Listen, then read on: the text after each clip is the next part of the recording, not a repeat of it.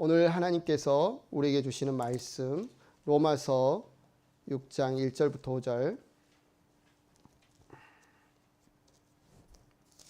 저와 여러분이 한 절씩 교독하도록 하겠습니다. 그러면 우리가 무엇이라고 말을 해야 하겠습니까? 은혜를 더하게 하려고 여전히 죄 가운데 머물러 있어야 하겠습니까?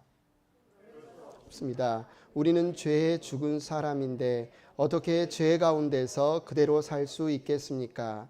침례를 받아 그리스도 예수와 하나 된 우리는 모두 침례를 받을 때 그와 함께 죽었다는 것을 여러분은 알지 못합니까? 그러므로 우리는 침례를 통하여 그의 죽으심과 연합함으로써 그와 함께 묻혔던 것입니다. 그것은 그리스도께서 아버지의 영광으로 말미암아 죽은 사람들 가운데서 살아나신 것과 같이 우리도 또한 새 생명 안에서 살아가기 위함입니다. 5절 같이 읽겠습니다. 우리가 그의 죽으심과 같은 죽음을 주어서 그와 연합하는 사람이 되었으면 우리는 부활에 있어서도 또한 그와 연합하는 사람이 될 것입니다. 아멘. 자리에 앉으시기 바랍니다. 믿음이 뭘까? 과연 믿는다는 게 뭘까? 여러분, 우리가 믿는 사람, 신앙인, 이렇게 이야기하니까 믿음에 대해서 우리가 늘 질문을 할 수 있고, 누군가가 믿는 게 뭡니까? 라고 말하면 우리가 이렇게 설명을 할 수 있어야 되겠는데, 성경에 보면 믿음은 들음에서 나며, 들음은 그리스도의 말씀으로 말미암는다. 그러니까 믿는다는 것은 무작정 무언가를 믿는 게 아니라 사실을 믿는 게 진짜 믿음이라는 거죠. 사실이 아는 것을 믿으면 미신이 되고, 잘못된 믿음 맹신이 되고, 어떤 분들은 내가 원하는 것이 그대로 이루어지는 게 정말 신실한 믿음이다. 내가 바라는 것, 내가 어쩌면 기대하는 것, 내가 상상하는 것을 믿는 게 믿음이다. 이렇게 착각하는 분도 계시는데, 성경이 말하는 믿음은, 참된 믿음은 사실을 믿는 거예요. 사실, 진리를 믿는 거죠. 진리는 뭐냐? 미국에도 수정헌법, 헌법이 있고 대한민국에도 헌법이 있죠. 하나님께서 이 세상에 만드신 어떤 삶의 원리, 그 법을 성경에 기록해 두었습니다. 사실은 진리, 온전한 하나님이 정하신 그 기준, 법을 알고 믿는 게 우리는 믿음이라고 할 수 있겠죠. 그래서 지난주부터 이번 주까지 그리스도인의 삶이란 무엇인가 이 제목으로 함께 나누고 있는데요. 로마서 1장에서 8장을 두 부분으로 우리가 나눌 수 있다고 했습니다. 전반부 1장 1절부터 5장 11절은 정말 우리의 죄의 행위를 어떻게 해결할 것인가, 우리가 지은 죄의 행위들을 어떻게 처리할 것인가, 여기에 관한 전반부 1장 1절부터 5장 11절로 나누어지고, 지난주에 우리가 나눴습니다. 궁금하신 분들은 지난주 유튜브를 통해 지난주 행복한 교회 설교를 보시면 되겠습니다. 이어서 오늘은 후반부, 우리가 죄를 짓는 이 죄의 본성을 어떻게 우리는 처리할 것인가, 이 부분이 5장 12절에서 8장 39절을 통해서 오늘 함께 살펴보기를 원합니다.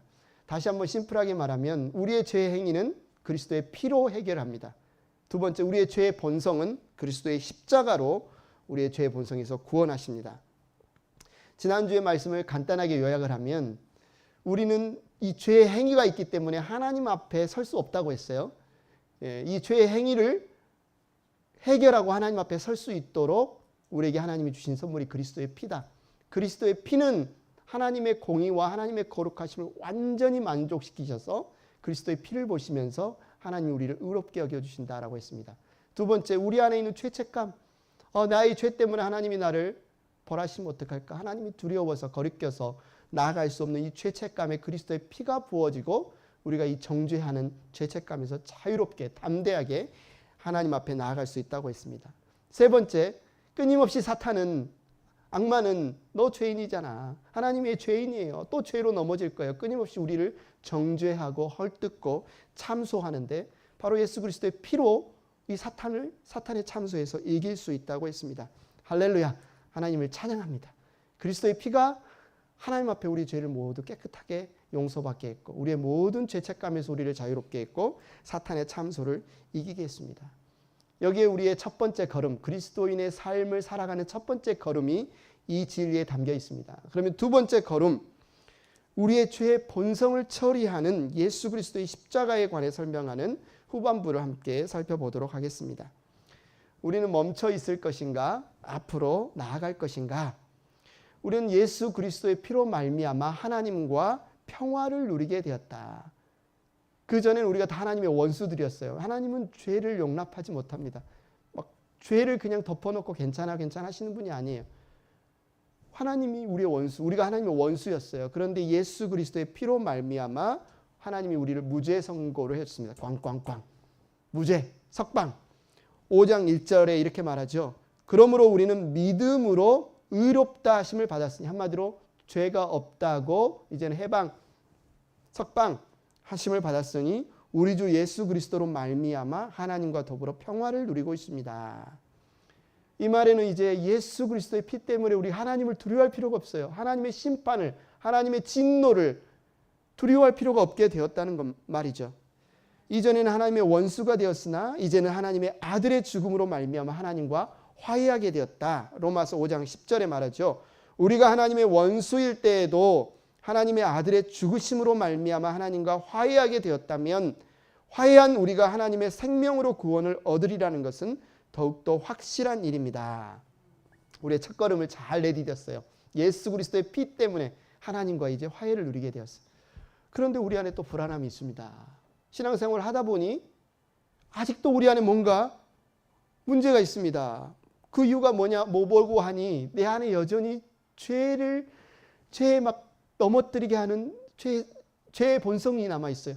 죄를 짓게 하는 죄의 본성. 죄를 막 넘어지게 하는, 죄를 짓게 하는 경향. 그래서 내가 하나님과 화해하게 되었지만 내 안에서는 여전히 내전. 많은 나라들이 내전 때문에 망하고 있죠. 많은 나라들, 남미에서도 그렇고 뭐 시리아도 그렇고 많은 나라들이 서로 나라끼리 싸우면 망하지 않습니까? 그런데 내 안에서 그 문제가 있는 거예요. 내 안에서 내전이 일어나고 있어요. 이런 내 안에서 일어나는 내전, 서로 싸우는, 영과 육이 격렬하게 충돌하는 나의 내면의 현장의 모습을 적나라하게 보여주는 게 로마서 7장입니다. 로마서 7장 15절 같이 한번 읽어볼까요? 시작. 나는 내가 하는 일을 도무지 알 수가 없습니다. 내가 해야겠다고 생각하는 일은 하지 않고 도리어 해서는 안 되겠다고 생각하는 일을 하고 있으니 말입니다. 22절. 나는 속사람으로는 하나님의 법을 즐거워하나 내 지체에는 다른 법이 있어서 내 마음의 법과 맞서서 싸우며 내 지체에 있는 죄의 법에 나를 포로로 만드는 것을 봅니다. 그래서 뭐라고 합니까 우리가? 나는 비참한 사람입니다. 누가 이 죽음의 몸에서 나를 건져주겠습니까? 전반부의 문제는 해결이 되었어요. 전반부의 문제를 신학적인 용어로 의롭다고 칭해 주시다. 무죄 판결을 너는 이제 무죄라고 말씀해 주시다. 무엇을 근거로? 우리의 죄값을 치르신 예수 그리스도의 피를 근거로 이 칭의의 문제를 다뤘다면 이제 두 번째 문제는 성화의 문제입니다. 우리가 어떻게 그리스도인답게 계속 살아갈 수 있을까? 우리의 첫걸음이 예수 그리스도의 피를 근거로 하나님께서 죄를 용서해 주시고 죄책감이 해결되고 사탄의 참소를 이긴 게 우리의 첫걸음이라면, 만약에 우리가 이 첫걸음만 떼고 여기에 멈춰 있다면 우리는 그리스도인의 삶에 있어서 절반밖에 모르는 거예요. 절반밖에. 그러면 완전한 건강한 정상적인 그리스도인의 삶을 살기 위해서는 이 첫걸음만 뗄 뿐만 아니라 두 번째 걸음을 떼어야 되는데, 먼저 첫걸음을 떼야 두 번째 걸음을 뗄 수 있겠죠. 첫걸음이 너무너무 중요합니다. 예수 그리스도의 피로 우리의 죄가 용서받고 하나님 앞에 의롭다함을 받아서 하나님과 평화를 누리는, 하나님 앞에 나아갈 수 있는 관계가 되는 것은 필수인데, 근데 여기만 머물러 있으면 안 된다. 그 다음 단계 우리의 발을 내디뎌야 된다. 이제는 우리는 한 걸음을 더 나아가서 하나님의 계획 안에서 그분이 어떻게 우리 안에 있는 이 죄의 본성을 처리하시는가 이 사실을 알고 믿고 깨닫고 누려야 됩니다. 자, 우리가 신앙생활하면서 우리가 스스로에게 던지는 또 좀 약간 딜레마 같기도 하고, 아니면 약간 이렇게 궁금한 닭이 먼저일까 달걀이 먼저일까 하는 질문 같기도 한 질문이 있습니다. 우리는 죄를 지어서 죄인인가? 아니면 죄인이어서 죄를 짓는가? 우리는 죄를 지어서 죄인이 되는가? 아니면 죄인이어서 죄를 짓는가? 로마서 1장에서 4장까지는 죄인이란 단어가 안 나와요. 대신 죄 행위들, 수많은 죄의 목록들이 쭉 나열이 됩니다. 왜냐하면 여기서 주제는 우리가 지은 죄 행위들에 관한 것이기 때문이에요. 그런데 5장 이후에 보면 이 죄인이라는 단어가 나옵니다. 이제는 죄인이라는 단어가 후반부의 주제가 됩니다. 그런데 여기서 우리가 주목해야 될 게 어떻게 죄인이 되었는가? 어떻게 죄인이 되었는가? 이 사실을 이 로마서가 어떻게 설명하고 있는가? 이것을 아는 게 굉장히 중요합니다. 우리가 예수님의 복음을 전하다 보면 많은 분들이 로마서 3장 23절을 통해서 우리가 죄인인 것을 설명하기를 좋아하죠. 모든 사람이 죄를 범하였습니다. 그래서 사람은 하나님의 영광에 못 미치는 처지에 놓여 있습니다. 좋은 죄에 관한 잘 지적한 말씀이에요. 그런데 이 말씀을 통해서 모든 사람이 죄를 지었다고 하면서 사람들이 근데 이 말을 들을 때 오해하게 돼요. 어떻게 오해하게 되냐면, 그래서 어쩌면 이 오해를 미리 이렇게 잘 설명할 필요가 있어요. 이 말씀을 사용하고 싶으면 마치 사람이 죄를 지어서 죄인이 되었다, 이런 뉘앙스로 이 말씀만 놓고 보면 오해할 수 있습니다. 그러나 로마서의 다른 말씀들은 사람이 죄를 지어서 죄인이 된 게 아니라 죄인이어서 죄를 짓게 된다, 이렇게 계속해서 말하고 있어요. 뭐라고요? 우리가 죄를 지어서 죄인이 된 게 아니라 우리가 죄인이어서 죄를 짓는다. 로마서 5장 19절이 이 부분에 대해서 명확하게 설명하고 있습니다. 우리가 죄인인 것은 죄인으로 태어났기 때문에 죄를 짓는 것이다. 5장 19절을 같이 한번 읽을까요? 시작. 한 사람이 순종하지 않음으로 말미암아 많은 사람이 죄인으로 판정을 받았는데 이제는 한 사람이 순종함으로 말미암아 많은 사람이 의인으로 판정을 받을 것입니다. 우리가 죄인이 되었는데 그 원인에 대해서 이 말씀이 잘 설명하고 있어요. 한 사람이 불순종했다. 그 한 사람이 누구냐? 우리의 조상, 인류의 조상, 우리의 아버지라고 할 수 있죠. 우리의 시초 아담이 불순종했기 때문에 우리가 죄인이 되었다는 겁니다. 우리가 죄인 된 것은 내가 죄를 지었기 때문에 죄인이라고 그 시작이 된 것이 아니라 우리의 조상인 아담이 죄를 지었기 때문에 우리가 죄 가운데서 태어났기 때문에 죄인이 된 것이다.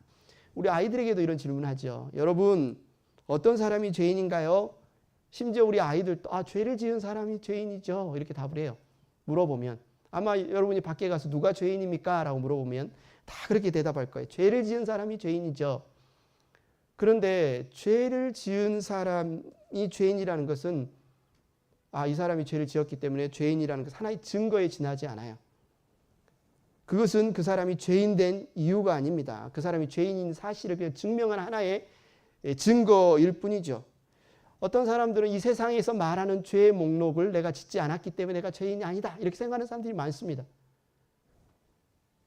그런데 성경은 이 세상 사람들이 죄라고 생각하는 목록의 죄를 범하지 않았어도 아담의 후손이면, 인간으로 이 세상에 태어났으면 아담의 후손이면 모든 사람이 다 죄인이고 그는 반드시 그 죄에서 구원받을 필요가 있다.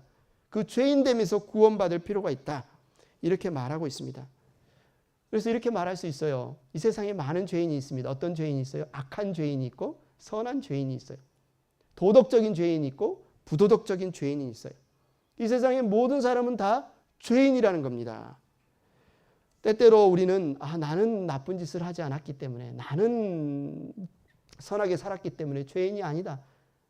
우리가 전도하다 보면 예수님께서 당신을 사랑하셔서 당신의 죄를 위해 죽으셨습니다, 이렇게 말하면 어떤 분들은 막 손을 절레절레 흔들면서 아니요, 나 죄 지은 적이 없습니다. 나 죄 지은 적이 없습니다. 근데 왜 예수님이 나의 죄를 위해서 죽어요? 나는 죄를 지은 적이 없는데. 그런데 성경에서 말한 우리의 죄인됨은 우리가 무엇을 행했느냐보다 훨씬 더 근본적인 문제라고 이야기를 하는 거죠. 예를 한번 들어볼게요. 한 한국인이 있습니다. 우리가 이제 그런 한국인을 부모를 따라서 와서 1.7세, 4살, 2살, 1살에 와서 전혀 한국말을 배우지 못하고 영어부터 배운 아이들이 있을 수 있고, 아니면 부모를 따라서 미국에서 아예 태어난 2세 한국인들이 있을 수 있죠. 한 한국인이 미국에서 태어날 수도 있고, 그래서 한국어를 아예 못 배우고 영어만 막 할 수도 있어요. 그렇다고 해서 이 아이가 미국인인가? 아까 한국말을 전혀 못한다고 해서 미국인인가? 아니죠. 이 사람은 한국인의 부모에서 태어났기 때문에 그는 한국인입니다. 우리가 어떻게 태어났느냐 한 것이 곧 그 사람이다. 성경에서 말하는 것은 내가 죄인인 이유는 죄인의 후손으로 태어났기 때문에 내가 죄인이 된 것이다. 나의 혈통과 유전 때문에 나는 죄인이 된 것이다. 나는 죄의 조상에서 죄의 종족에서 태어났기 때문에 나는 죄인이 된 것이다. 그리고 내가 죄인이기 때문에 나는 죄를 짓지 않을 수 없이 죄를 짓게 된다. 우리는 종종 우리 스스로 이렇게 변명합니다. 우리가 정말 악한 일을 하지만 사실 심성은 본성은 제가 그런 사람이 아니에요. 특히 우리 자녀들에 대해서 그런 변명을 하곤 하죠. 우리 아이가 심성은 착한데 나쁜 아이들에게 어울려서 나쁜 아이들에게 물들어서 이런 일을 저질렀네요. 사실 심성은 착한데 그냥 행위만 나쁜 거예요. 또 어떤 사람은 이렇게 말하죠. 제가 원래 그런 사람이 아닌데 술김에 이 술이 왼수네요. 내 심성은 착한데 본성은 착한데 이 술 취해서 내가 정신 나가서 이런 짓을 했네요. 자주 듣던 말 아닙니까? 그러나 하나님은 그렇게 우리에 대해서 평가하지 않으세요. 그렇게 우리에게 대해 평가하지. 너희가 근본적으로 악하다. 너희의 근원이 악하다. 그래서 모든 근본은 우리의 어떤 환경에 우리가 나쁜 물이 들어서 그렇게 죄를 지은 게 아니라 너희가 죄 가운데서 태어나서 죄인에게 죄를 짓지 않을 수 없는 존재가 되었다. 그래서 그 죄인됨의 문제, 죄의 본성의 문제를 해결해야만 너희는 그 죄에서 자유로워질 수 있다. 이렇게 말하는 거죠.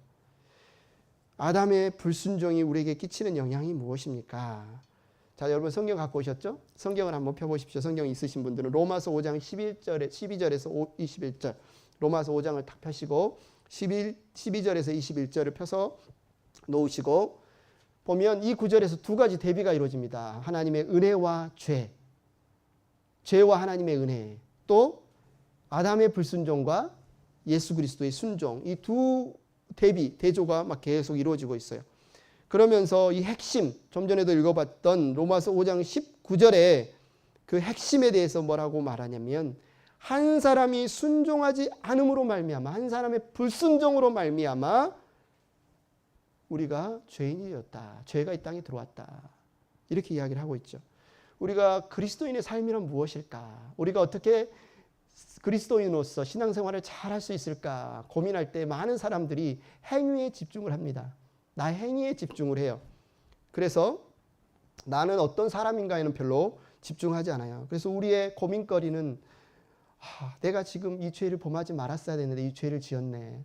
내 이런 모습만 고쳐지면, 내가 이런 모습 말 조심을 하고 내가 이런 모습만 변화되면 내가 참 신실한 그리스도인답게 살 수 있을 텐데, 내가 하나님 앞에 참 칭찬받는 그리스도인으로 살 수 있을 텐데, 우리의 어떤 면을 고치기 위해서 우리의 어떤 모습을 고치는 데만 집중합니다. 그러면 좋은 그리스도인이 될 수 있다고 생각해요.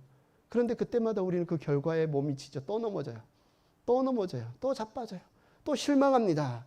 그러면서 점차 우리는 깨달아요. 이것은 내 안에 근본적인 문제가 있구나. 우리 내면에 근본적인 문제가 있구나.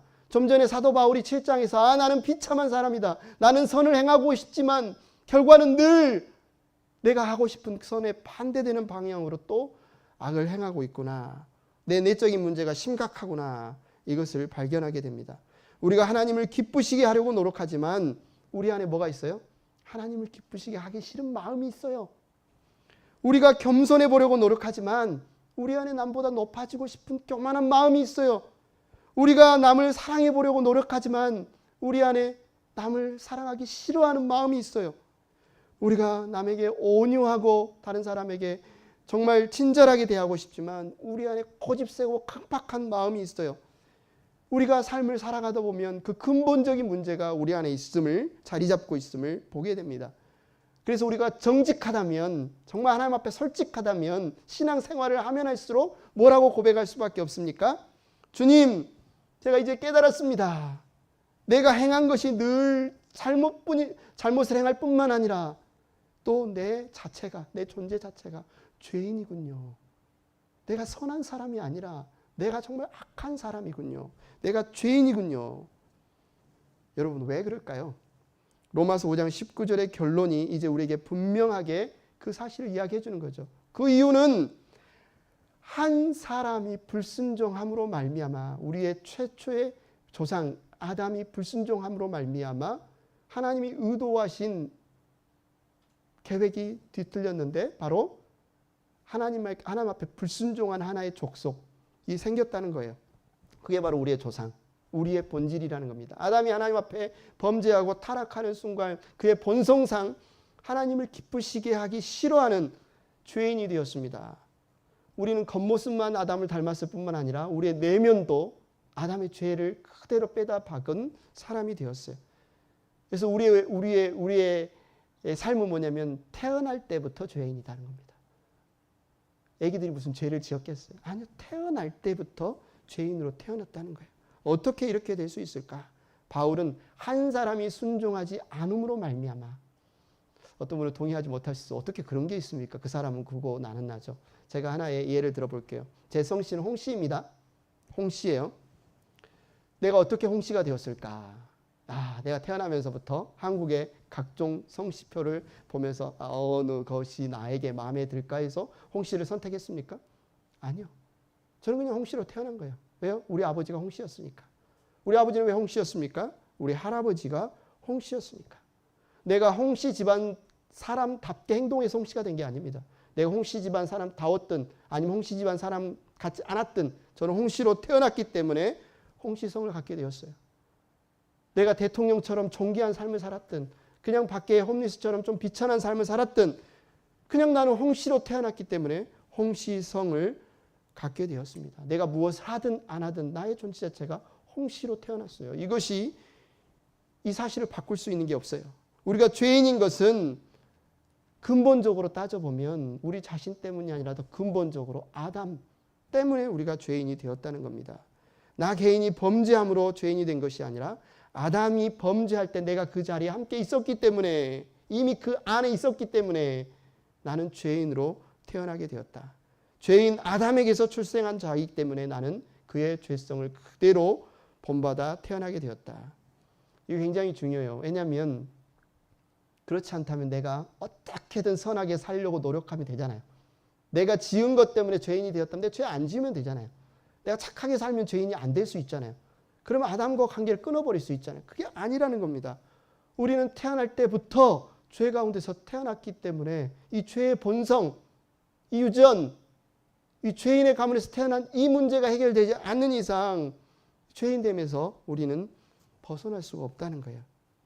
아담 안에서 우리가 이미 범죄하였다는 사실에 대해서 좀 더 다시 설명을 한번 해보겠습니다. 예를 한번 들어볼게요. 저는 저희 아버지 어머니가 저를 낳으신 걸 잘 알고 있습니다. 얼굴도 똑같이 닮았어요. 그래서 시인합니다. 우리 아버지 어머니가 나를 낳으셨다. 그런데 저희 아버지가 젊었을 때 저를 낳기 전에 많이 아프셨어요. 많이 아프셨어요. 다행히 그때 잘 치료를 받고 약을 잘 드셔서 건강을 되찾으셨어요. 그래서 저를 낳으셨겠죠. 근데 만약 아버지 그때 돌아가셨으면 건강을 되찾지 못하고 돌아가셨으면 저는 어떻게 됐을까요? 저는 어떻게 됐을까요? 내가 여전히 이 자리에 있을까요? 제가 어떤 사람한테 설명을 했는데 그 사람이 뭐라고? 당연히 당신이 이 땅에 없죠. 당신이 태어나기 전에 아버지가 돌아가시면 절대로 이 땅에 당신이 존재할 수 없죠. 만약에 제가 그 사람한테 아버지는 아버지고 저는 저죠. 아버지가 돌아가시 제가 이 땅에 안 태어날 수 있습니까? 아니에요. 저 태어날 수 있어요. 라고 말한다면 여러분 뭐라고 하겠습니까? 미친놈이라고 하겠죠.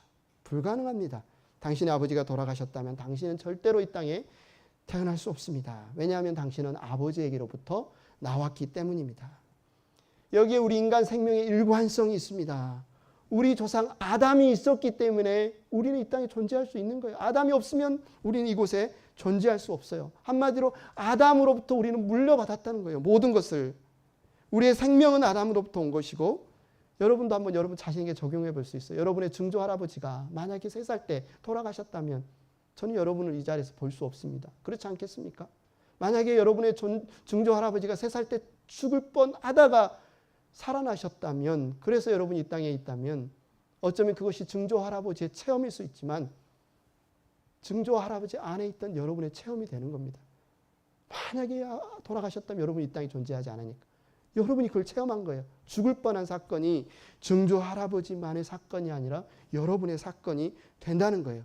이와 같이 우리 모두의 체험은 아담의 체험과 연관되어 있다. 아담과 하와가 에덴 동산에서 죄를 지었지 제가 죄를 지은 거 아니잖아요 라고 말을 못한다는 거예요. 왜냐하면 우리 조상 아담 안에 우리는 이미 들어있었기 때문에 아담이 운명이 우리의 운명과 연결되어 있다는 겁니다. 우리가 아담 안에서 출생했기 때문에 우리는 아담으로부터 범죄한 성품을 받을 수밖에 없다. 우리가 아담의 존재로부터 우리가 이 땅에 온 것처럼 아담의 그 범죄로부터 우리의 죄인됨이 우리에게 주어진 것이다. 그래서 우리가 먼저 알아야 될 것은 우리의 이 죄의 문제가 우리가 무엇을 했느냐 안 했느냐보다 훨씬 더 근본적인 문제인데 바로 죄인의 후손으로 우리가 태어났다는 겁니다. 태어날 때부터 죄인이 되었다. 이건 우리의 힘으로 바꿀 수가 없다. 우리의 노력으로 바꿀 수 없다. 우리의 무슨 연단이나 우리의 명상이나 우리의 뭔가 도덕적인 삶을 더 삶으로써 해결될 수가 없다는 거예요. 그런데 놀랍게도 아담의 후손, 아담 안에 있었기 때문에 아담의 후손으로 있었기 때문에 우리가 죄인 되었다는 이 하나의 공식, 이 하나의 법칙이 다른 면에서 우리를 죄인됨에서 해방하는 또 하나의 법칙을 형성하게 합니다. 하나님의 구원 계획이 바로 이 안에 있어요. 무슨 말이냐면 예수 그리스도의 순종이 우리에게 엄청난 영향을 끼쳤다는 거예요. 우리의 첫 번째 조상, 우리의 조상인 아담의 불순종이 우리의 인생에 엄청난 영향을 끼친 것처럼 예수 그리스도의 순종이 우리의 삶에 엄청난 영향을 끼쳤다. 그래서 19절, 5장 19절 다시 한번 같이 한번 읽어볼까요? 시작. 한 사람이 순종하지 않음으로 말미암아 많은 사람이 죄인으로 판정을 받았는데 이제는 한 사람이 순종함으로 말미암아 많은 사람이 의인으로 판정을 받을 것입니다. 그죠? 아담 안에 있으면 이렇게 되고 예수 그리스도 안에 있으면 이렇게 된다. 이 아담 안에와 그리스도 안에 있다는 이 의미를 깨닫는 게 우리가 그리스도인의 삶을 사는데 너무너무 중요합니다. 근데 성경에서 이 부분을 잘 설명한 하나의 예가 있어요. 히브리서에 보면 히브리서 저자가 예수 그리스도의 제사장 직분이 레위 아론의 제사장 직분보다 훨씬 뛰어남을 증명하기 위해서 멜기세덱이라는 사람의 이야기를 합니다. 멜기세덱이 누구냐면 레위의 조상이 아론이고 아론의 조상이 레위이고 레위의 조상이 야곱, 이삭, 아브라함까지 올라가잖아요. 한마디로 아론, 레위는 다 아브라함의 후손인데 그 아브라함이 왕들과 전쟁이 있었습니다. 당시에 자기의 조카 롯이 잡혀갔고 그 조카 롯을 구하기 위해 자기 가병들을 끌고 가서 그 전쟁에서 이겼어요. 그리고 많은 노량물들을 가지고 왔는데 마침 가지고 올 때 당시의 제사장이었던 멜기세덱을 만나서 그에게 10분의 1을 한마디로 헌금, 봉헌합니다. 드립니다. 그 이야기를 가지고 와요. 그런데 성경이 뭐라고 하냐면 아브라함이 자신의 노량문의 10분의 1을 멜기세덱에게 바칠 때 무슨 일이 일어났냐면 아직 태어나지는 않았지만 아브라함이 대표적으로 그 아들 이삭도 10분의 1을 멜기세덱에게 바친 게 되었고 이삭의 아들인 야곱도 아브라함 안에서 그 10분의 1을 멜기세덱에게 바친 것이 되었고 그 후손인 레위 역시 10분의 1을 아브라함 안에서 바친 것이 되었다. 그런데 성경에 히브리서 7장 7절에 뭐라고 이야기하냐면 두말할 것 없이 축복은 아랫사람이 윗사람에게 받는 법입니다. 윗사람이 아랫사람에게 주는 법입니다. 아브라함이 자신의 노량물의 10분의 1을 멜기세덱에게 바치자 멜기세덱이 아브라함을 축복해 줬거든요. 한마디로 아브라함보다 멜기세덱이 더 위에 있는 사람이다 라는 사실을 이것을 통해서 증명하는 거예요. 그래서 아브라함의 후손으로 온 레위 제사장 직분보다 멜기세덱의 계통을 따른 예수님의 제사장의 직분이 당연히 더 높을 수밖에 없다. 그러면서 히브리서 7장 9절 10절에서 이렇게 말하는 거죠. 말하자면 10분의 1을 받은 레위까지도 아브라함을 통해서 10분의 1을 바치는 셈이 됩니다. 멜기세덱이 아브라함을 만났을 때 레위는 아직 자기 조상 아브라함의 허리 속에, 한마디로 이제 DNA 속에, 이미 이때는 뭐 정자보다도 더 나중에 그 조상을 통해서 후손을 통해서 태어날 테니까 아브라함이 자기가 받은 노량물의 10분의 1을 드릴 때 그냥 개인적으로 멜기세덱에게 바친 게 아니라 아브라함의 가문 전체, 아브라함의 가정 전체를 대표해서 멜기세덱에게 10분의 1을 바친 게 되었어요. 한마디로 아브라함의 후손으로 오는 모든 사람들은 그 조상을 통해서 이미 멜기세덱에게 10분의 1을 드린 것에 포함이 되었다. 이 점에서 우리는 새로운 가능성을 볼 수 있습니다. 그것이 뭐냐면 아담 안에서 우리가 죄인이 되었잖아요. 아담이 죄를 지었는데 왜 내가 죄인이에요? 우리가 아담의 후손이기 때문에, 아담 안에 있었기 때문에, 아담의 불순종이 우리의 삶에 영향을 미쳤습니다. 아담이 애를 못 낳고 죽었으면 우리 이 땅에 존재하지도 않습니다. 아담이 자녀를 낳아서 그 자녀의 자녀가 우리가 되었잖아요. 아담이 그런데 죄를 지음으로 우리가 죄의 지배를 받게 되었다면, 반대로 우리가 만약 그리스도 안에 있다면 통일한 효력이 일어난다. 이게 법칙이라는 거예요. 우리가 아담 안에 있었기 때문에 죄인이 되었다면 이제는 그리스도 안에서 우리가 새 사람이 될 수 있다. 여기에 한 줄기의 희망의 빛이 있습니다. 그래서 5장 21절, 로마서 5장 21절 같이 한번 읽겠습니다. 시작. 그것은 죄가 죽음으로 사람을 지배한 것과 같이 은혜가 의를 통하여 사람을 지배하여 우리 주 예수 그리스도로 말미암아 얻는 영원한 생명에 이르게 하려는 것입니다. 법대로 되는 거예요. 여러분 보험 들 때 약관 잘 살펴봐야 돼요. 약관대로 됩니다. 법대로 됩니다. 그런데 하나님이 정하신 법이 뭐냐면 우리가 아담 안에 있었기 때문에 죄인이 되었다면 만약에 그리스도 안에 있다면 그 죄로부터 자유로워질 수 있다는 게 하나님이 우리에게 주신 법칙이에요. 하나님이 우리를 구원하시는 방법이 무엇이냐? 하나님이 우리로 이 사실을 알게 하는 겁니다. 우리가 뭔가 막 신앙생활을 한다는 게 착하게 살아야지, 열심히 기도해야지, 뭔가 막 헌신해야지. 그러면 우리가 하나님 우리를 이쁘게 봐서 신실하구나, 충성스럽구나, 그래 너 구원할게. 이게 기독교의 구원 방식이 아닙니다. 이렇게 해서 우리가 뭐 내가 지은 죄보다 내가 행한 선이 더 무게가 나가면 하나님 이쁘게 봐주셔서 우리를 구원하신다는 게 아니에요. 하나님은 예수 그리스도 안에 있으면 너희가 구원을 받는다고 말하는 거예요. 너희가 아담 안에 계속 머물러 있으면 죄인으로 살 수밖에 없다. 그래서 이 사실을 알라고 하는 겁니다. 신앙생활에 이 사실을 아는 거예요.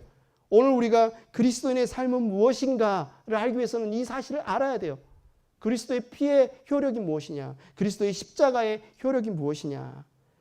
6장 시작에서 바울은 이렇게 말하죠. 그러면 우리가 무엇이라고 말을 해야 하겠습니까? 은혜를 더하게 하려고 여전히 죄 가운데 머물러 있어야 하겠습니까? 이렇게 스스로 질문하고 나서 큰 소리로 이렇게 답해요. 그럴 수 없습니다. 그럴 수 없습니다. 우리는 죄에서 죽은 사람인데, 죄에는 죽은 사람인데 어떻게 죄 가운데 그대로 살 수 있겠습니까? 하나님은 거룩하신 분이고 거룩하신 하나님은 우리의 그 자녀들의 죄 행위를 예수님의 피로 깨끗하게 씻어준 다음에 그 다음에 계속 그냥 또 죄를 짓도록 내버려 두지 않으신다는 거예요. 죄에서 깨끗하게 아유 자유롭게 하신다는 거예요. 근데 그 방법이 뭐냐? 죄는 죽은 사람인데 라고 말하는 거예요. 죄는 죽은 사람인데. 다시 한번 질문을 던져보겠습니다. 우리가 죄 가운데서 태어났습니다. 죄 가운데서 태어나서 죄인이 되었어요. 아담이 죄인이어서 그 죄 가운데 태어나서 죄인이 되었는데 이 유전을 어떻게 끊을 수 있을까? 이 유전을 우리가 어떻게 끊을 수 있을까? 성경이 말하는 방법은 간단해요. 우리가 왜 죄인이 되었다? 죄 가운데 죄인의 후손으로 태어났기 때문에 죄인이 되었다. 그럼 거꾸로 이 죄인으로부터 탈출하는 방법, 해방되는 방법은 뭐다? 죄인에서 죽는 겁니다. 죽으면 된다. 그러면 그 죄의 지배에서 우리가 자유로워진다. 한마디로 죄인으로 살아가는 우리의 생명이 죄져야, 죄인으로 살아가는 이 생명이 죽어야 우리가 해방된다. 해방의 비결은 바로 죽는 것입니다. 그래서 말하는 거예요. 죄는 죽은 사람인데 죄에 죽어야 우리가 죄에서 자유로워진다. 그럼 이제 우리가 어떻게 죽죠? 어떻게 우리가 죄에 대해서 죽죠? 필리핀에요. 고난주간 이럴 때 보면 필리핀의 어떤 캐톨릭 사람들이 자기를 실제로 십자가에 못 박아요. 고행을 통해서 자기도 뭔가 이 구원에 동참하고 싶다고 실제로 못 박아요. 그렇게 됩니까? 어떻게 죽을 수 있죠? 실제로 우리가 막 목숨을 끊으면 죽는 겁니까? 하나님 그렇게 말씀하시지 않으세요. 너희가 뭐 스스로 목숨을 끊거나 고행을 통해서 이 죄에서 죽을 수 있다고 말하지 않아요. 하나님은 그리스도 안에 있는 사람들은 이미 죄에 대해 죽은 거다 이렇게 말씀하세요. 너희가 그리스도 안에 있다면 그건 다 죄에 대해서 죽은 거다. 이것을 알고 시인하는 게 죄에 대해서 죽는 거다. 내가 그리스도 안에 있다는 사실을 알고 시인하는 것이 죄에 대해서 죽은 거다. 그래서 크리스찬이 되기 위해서, 그리스도인이 되기 위해서 이것을 알고 시인하는 것을 침례라고 합니다. 로마서 6장 3절에 말하지요. 침례를 받아. 침례란 뜻은 히브리어로 물속에 들어갔다가 나오다. 한마디로 예수님과 함께 죽고 다시 살았다는 사실을 내가 알고 있습니다. 예수님과 함께 내가 하나 되어서 죽고 살았다는 사실을 내가 인정합니다. 이것을 시인하는 예식이 침례예요. 우리가 어떻게 죽냐? 예수님과 함께 내가 죽었다는 사실을 알므로써 죽는 거예요. 시인함으로써 죽는 겁니다. 만일 하나님께서 그리스도 안에 있는 사람은 누구나 그 옛사람, 아담으로부터 물려받은 옛사람의 본성을 다 죽이고 구원하셨다는 사실이 진짜라면 우리에게 있어서 가장 중요한 문제는 어떻게 죽느냐, 어떻게 죄를 짓지 않느냐의 문제가 아니라 우리의 핵심 관심사는 뭐예요? 어떻게 그리스도 안에 있을 수 있느냐, 어떻게 그리스도 안에 들어갈 수 있느냐. 이것이 우리의 최고의 관심사가 되겠죠. 어떻게 우리가 그리스도 안에 있을 수 있을까? 어떻게 우리가 그리스도 안에 들어갈 수 있을까? 기도를 열심히 하면 될까요? 교회 안 빠지고 나오면 될까요? 아니면 헌금을 많이 내면 될까요? 성경은 뭐라고 이야기해요? 이것은 사람이 할 수 없다. 이것은 너희가 할 수 있는 일이 아니다. 오직 하나님으로만 가능하다. 우리의 힘으로는 불가능합니다. 성경은 분명하게 커트라인을 딱 정하면 너희는 안 돼. 너의 노력으로는 안 돼. 이것은 하나님으로만 가능해. 고린도전서 1장 30절 같이 읽겠습니다. 시작. 그러나 여러분은 하나님의 자녀로서 그리스도 예수 안에 있습니다. 그는 우리에게 하나님으로부터 오는 지혜가 되시며 의와 거룩함과 구원이 되셨습니다. 예수님께서 말하죠.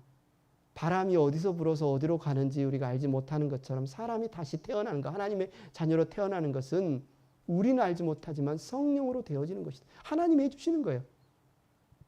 내가 그리스도 안에 들어가는 거 어떻게 되죠? 하나님이 해주시는 겁니다. 그래서 중요한 사실은 우리가 노력해서 되는 게 아니라는 거예요. 내가 이렇게 하면 될까 하나님? 내가 이렇게 하나님이 해주시는 거예요. 하나님이 우리로 그리스도 안에 들어가게 해주시는 겁니다. 그래서 여러분은 하나님의 자녀로서, 즉 하나님으로 말미암아 여러분이 그리스도 예수 안에 있다는 사실을 아는 것, 이게 중요하다는 거죠. 어쩌면 우리의 가장 중요한 것, 이 진리를 알게 되는 것, 이 진리를 믿게 되는 게 가장 중요하게 돼요. 어떻게 우리가 그리스도 안에 있게 되었느냐? 하나님으로 말미암았다. 그래서 우리가 신앙생활하면서 어떻게 그리스도 안에 들어갈까? 어떻게 그리스도 안에 머물까? 어떻게 그리스도 안에 머물러 있을까? 고민할 필요가 없다는 거예요. 그것은 성령으로, 하나님으로, 하나님께서 하시는 일이에요. 우리는 그 일에 대해서 뭐 해야 돼요? 찬양하는 거예요. 찬양하는 하나님, 할렐루야, 감사합니다. 나 같은 죄인을 예수님의 피로 깨끗하게 씻겨주시고, 나 같은 죄인을 그리스도 안에 품어주시고, 나 같은 죄인을 자유케 해주시니 감사합니다. 이게 우리가 집중해서 할 일이라는 거죠. 우리는 그리스도 안에 있기 때문에 또 다시 그리스도 안에 들어갈 필요가 없어요. 하나님께서 이미 완성하신 역사입니다. 좀 전에 설명했던 히브리서 7장 그 예화에서 모든 이스라엘 백성, 심지어 아직 태어나지 않은 이스라엘 자손까지도 아브라함이 멜기세덱에게 10분의 1을 드릴 때 아브라함 안에 있었기 때문에 다 10분의 1을 드린 바가 되었다. 이 이야기는 바로 예수 그리스도 안에 있는 우리를 예표한 그림입니다. 2000년 전 예수님이 십자가의 역사적인 사건입니다. 실제로 예수님이 인간의 몸으로 이 땅에 오셔서 십자가에 죽으셨는데 그때 여러분 있었나요? 그 자리에 있었나요? 우리는 태어나지도 않았잖아요. 그런데 어떻게 우리가 예수님과 함께 죽었냐? 우리가 그 자리에 없었는데, 예수님이 십자가에서 못 박힐 때 내가 그 자리에 없었는데, 출생하지도 않았는데 어떻게 십자가에 같이 죽었냐? 우리가 개별적으로 죽은 게 아니라 예수 그리스도 안에서 죽었다는 겁니다. 아브라함 안에서 이삭이, 아브라함 안에서 야곱이, 아브라함 안에서 레이가 멜기세덱에게 10분의 이를 드린 바 되었던 것처럼 예수 그리스도 안에서 우리가 함께 십자가에 못 박히고 죽은 바 되었다. 고린도후서 5장 14절은 그래서 이렇게 이야기합니다. 그리스도의 사랑이 우리를 휘어잡습니다. 우리가 확신하기로는 한 사람이 모든 사람을 위하여 죽었으니 모든 사람이 죽은 셈입니다. 우리가 예수님 안에 있을 때 예수님이 죽음으로 우리가 죽은 게 되었다. 다시 또 한번 설명을 해볼게요. 여기 주보가 있죠. 제가 오늘 주보를 다 보고 나서 이 주보가 쓸모가 없어서 이 주보를 이 성경책 안에 집어넣습니다. 그리고 이 성경책을 꼭 필요로 하는데 친구가 있어서 난 새 성경 사고 이거 성경을 네가 보던 성경을 좀 보내줘. 서울에 있는 내 친구에게 이 성경을 보냈다고 생각해 보십시오. 무슨 일이 일어납니까? 성경은 서울로 가겠죠. 근데 이 성경만 가요? 이 안에 있는 종이는 어떻게 돼요? 같이 가요. 성경이 가는데 이 안에 있는 종이가 같이 가요. 이 성경과 이 종이의 운명이 다르지 않아요. 만약에 내가 이 성경을 물에 던져 넣습니다. 이 성경만 물에 빠집니까? 아니요. 이 안에 있는 이 종이도 물에 빠지는 거예요. 그 물에서 내가 이 성경을 건져냅니다. 이 성경만 건져오나요? 아니요. 이 안에 있는 이 종이도 물 안에서 같이 나오는 거예요. 한마디로 그리스도 안에 있다면 우리는 동일한 체험을 한 겁니다. 그리스도 안에 있다면 우리는 동일한 체험을 하게 되는 거예요. 여러분이 하나님의 자녀로서 그리스도 안에 있다. 성경은 이렇게 말해요. 여러분이 하나님의 자녀로서 그리스도 안에 있다. 하나님께서 이미 우리를 그리스도 안에 집어넣어 두셨기 때문에 이건 사람의 노력이나 힘으로 되는 게 아니라 하나님의 역사로 되는데 우리를 그리스도 안에 넣어 두셨기 때문에 우리는 그리스도 안에서 그분과 같은 운명이 되어서 그분과 연합되어서 그분이 죽을 때 우리가 죽고 그분이 무덤에 묻힐 때 우리가 묻히고 그분이 부활할 때 우리가 부활하게 되었다. 이게 실제로 일어난 사건이다. 성경이 우리에게 하는 이야기입니다. 십자가 위에서 예수님이 2000년 전에 이미 단번에 십자가를 못 박혔는데 필리핀의 그 크리스찬 나도 또 못 박혀야지 하고 십자가에 또 못 박을 필요가 있어요? 없습니다. 예수님만 못 박으면 안 돼. 나도 좀 못 박혀. 그럴 필요가 없어요. 성경에 더 이상 앞으로 너희가 십자가에 못 박아라, 못 박혀라라고 말한 적이 없습니다. 성경에서 십자가에 못 박힌 사건은 다 과거 시제로 쓰였어요. 과거 시제. 한 번에 이미 못 박히고 끝나버린 사건입니다. 로마서 6장 6절에 말하죠. 우리의 옛사람이 그리스도와 함께 십자가에 달려 죽은 것은 이미 죽어버린 것은 죄의 몸을 멸하셔서 우리가 다시는 죄의 노예가 되지 않게 하려는 것임을 우리는 압니다. 어느 누구도 우리의 육신적인 노력으로 우리 스스로를 십자가에 못 박을 수 없어요. 예수님께서도 하나님께서도 우리를 다시 십자가에 못 박으라고 말씀하지 않으셨어요. 이미 다 끝난 사건이에요. 이건 교리가 아니라 실제로 영원한 사실입니다. 이미 예수님 안에서 우리는 못 박혔고 우리 옛사람은 죽었고 예수님과 함께 연합해 우리는 영원한 부활 생명을 누리는 존재가 되었다. 근데 여러분 오해하지 마십시오. 우리가 2000년 전 예수님과 함께 십자가를 못 박혔다고 하니까 예수님이 인류를 구원하는 그 구원사역 피 흘리실 때 우리가 좀 기여한 거 있지 않을까? 우리가 구원사역에 뭔가 함께 동참한 아니요. 그거는 죄 없으신 예수 그리스도께서 단독적으로 이루신 구원의 사역입니다. 우리는 다만 그분 안에서 우리의 죄가 못 박히고 용서받고 부활한 것입니다. 예수님이 단독적으로 십자가에 못 박힌 게 아니라고 성경은 말해요. 예수님 십자가에 못 박힐 때 모든 아담의 후손인 인류뿐만 아니라 요즘 기후 문제로 얼마나 전 지구가 고통을 앓고 있습니다. 성경은 이 피조물조차도 이 세상의 모든 피조물조차도 죄의 인간이 지은 죄의 영향권 아래 있다고 말하는데 예수님이 십자가에 못 박힐 때 만유가 예수님 안에서 못 박혔다고 말해요. 예수님이 십자가에 못 박힐 때 이 세상의 모든 피조물이 예수님 안에서 못 박혔다고 말해요. 그래서 예수님께서는 우리를 부활시키고 우리를 회복시킬 뿐만 아니라 마지막 날에 온 이 우주를 다시 회복시키겠다고 말합니다. 하늘과 땅이 통일되어 온전하게 회복되는 그 역사가 왜 일어나느냐? 예수님이 모든 만유를 그 안에 품으시고 십자가에 못 박혔기 때문이다.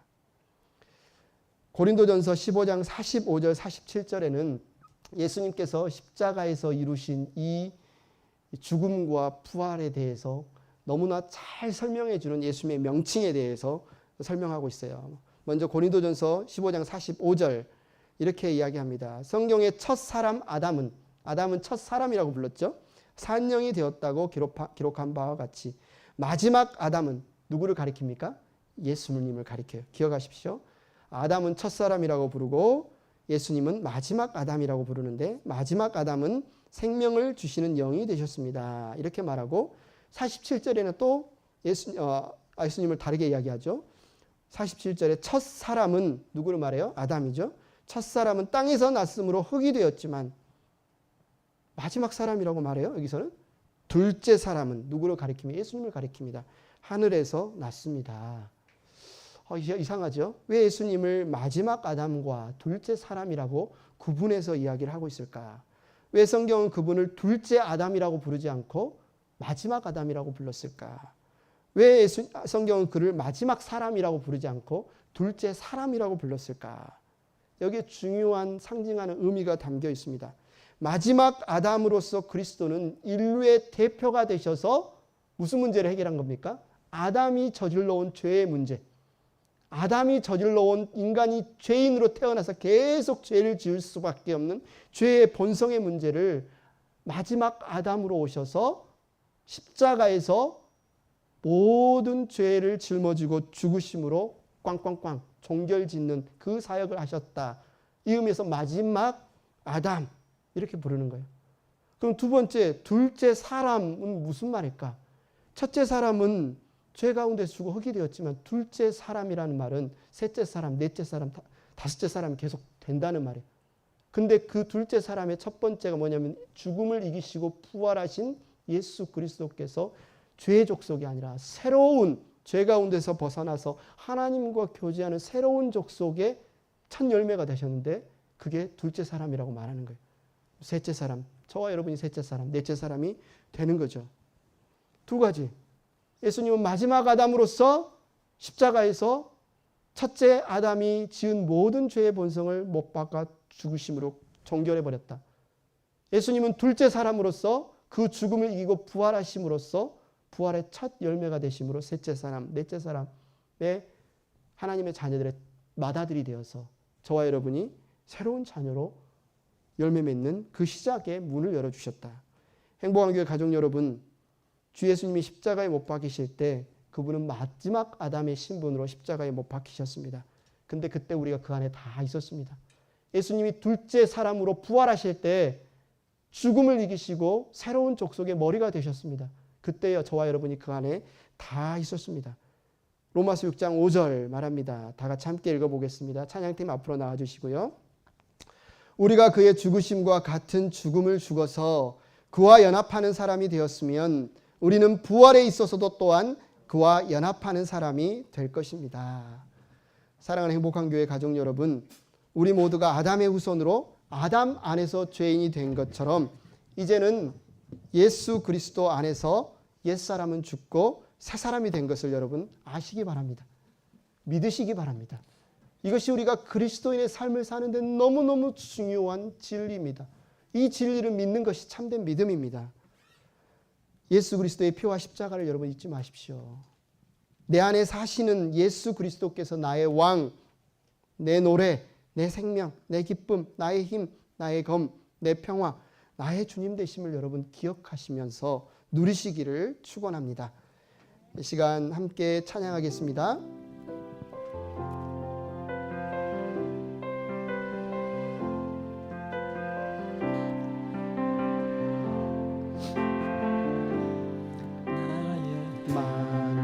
만족과 유익을 위해 가지려 했던 세상 일들 이제 모두 다 해로 여기고 주님을 위해 다 버리네.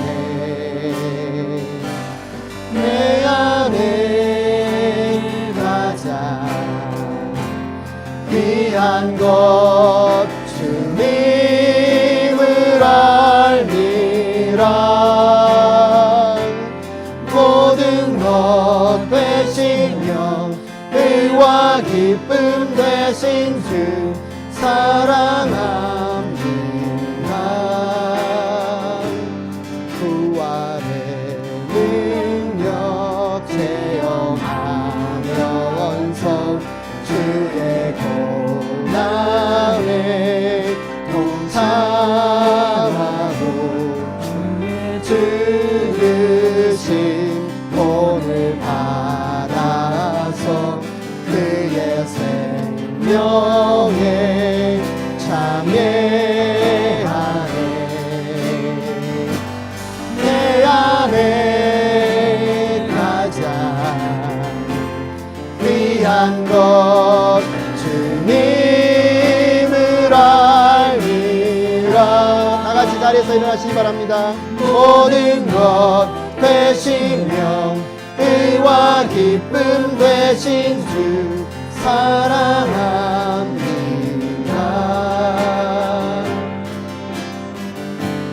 내 안에 사는 예수 그리스도니 예수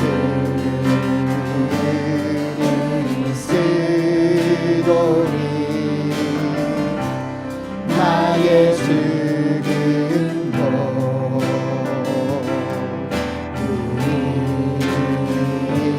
유익함이라. 나의 왕 내 노래 나의 왕,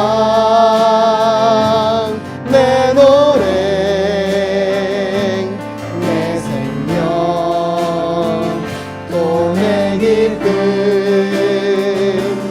나의 힘, 나의 검, 내 평화, 나의 주, 내 안에 내 안에 사는 예수 그리스도니 나의 주님도